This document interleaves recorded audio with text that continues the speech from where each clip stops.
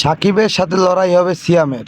Dhallywood king superstar Shakib খানের সঙ্গে মুখোমুখি হবে চিত্রনায়ক সিয়াম আহমেদ। তবে বাস্তবে নয়, সাকিব সিয়ামের লড়াই হবে পর্দায়। সেপ্টেম্বরে মুক্তি পেতে চলেছে তাদের নতুন দুই সিনেমা। দরদ সিনেমা নিয়ে প্রেক্ষাগৃহে হাজির হয়েছে সাকিব খান। অন্যদিকে জঙ্গলি নিয়ে আসছে সিয়াম আহমেদ।